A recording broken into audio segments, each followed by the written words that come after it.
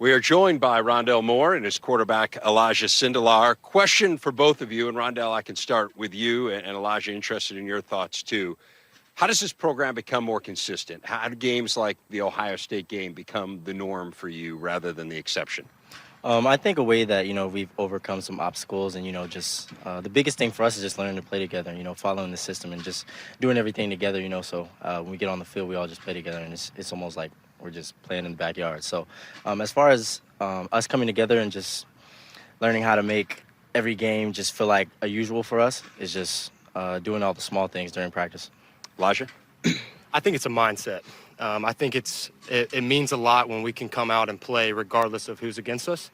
We play the same. And a lot of that comes from chemistry, like Rondale said, where we need to learn how to play with one another, learn how to have each other's backs. Like we're basically going to war together. And I think it's a mindset. So when we do have a team where we're playing Ohio State, we don't raise our level. We keep the same level with every team we play. There's no drop off or there's no ramp up. Elijah, you're the undisputed starting quarterback in camp. How have your experiences in this program prepared you for this moment? I think they definitely have prepared me. They've given me a lot of great experience, a lot of good looks. Coach Brahm is a very good coach and putting his quarterback in a great position to be successful. And now with weapons like Rondale and David Bell and Milton Wright, like we have, it makes my job easy. All I got to do is to deliver the ball and let them go do what they can do. And it's nice to have that because it takes pressure off a quarterback. Well, Rondale proved he can do quite a bit last year. Rondale, sure we mentioned this at Media Day. I mean, the first ever true freshman consensus All-America in Big Ten history. Pretty amazing considering the history of this league. So what do you do for an encore? I think an encore is just winning more games, man. I think for me that is just buying in and, becoming more of a leader and doing everything on the field and off the field, to get everyone around me better. So I think an encore for us as a whole is just winning more games. Rondale, second year in this offense, specific ways it's different for you.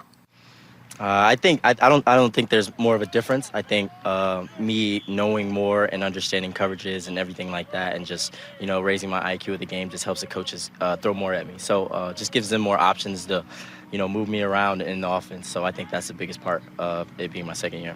Elijah, same for you. I think, well, for me personally, being with Rondale for my second year, or for his second year, it helps the coaches utilize him in a unique way. They're going to try and double team him, triple team him, whatever it may be.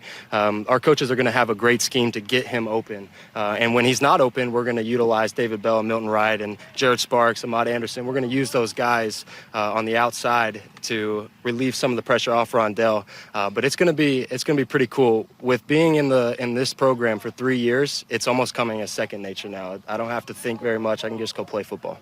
Rondale, we've all talked about your performance as a freshman. What are your expectations of yourself the second year?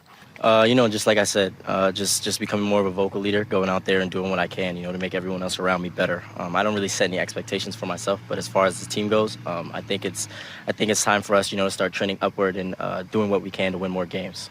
There were a lot of big stories surrounding this team last year, but I think when people look back at the narrative of that season, one of the big stories will be Tyler Trent and his legacy. I'm interested from both of you, what impact did his fandom and his health battle and his sad passing have on each one of you? And I can start with you, Rondale. For me, the first time I'd actually spoken to Tyler was after the Ohio State game, and we had exchanged numbers, and we had texted almost every day. He was sending me different motivational texts and things like that before practice, before school, and it just turned into a friendship. And for me to just get to meet him and just talk to him every day, it just showed how much he cared about everyone else around him. No matter what he had going on, it was about everyone else. He was truly an inspiration. I mean, he inspired so many people, and his faith was incredible. He and I became pretty close. I got to visit him quite a few times, get to know him and his family and his brothers, and I'm not even half the man that he was. And he was just so good with treating everyone with love and being remembered as just a genuine young man. And it was so sad to hear of him passing, but man, his legacy will live on forever. It's not going to just be for the next few years. It'll be until the end of time. Well said, fellas. That'll do it.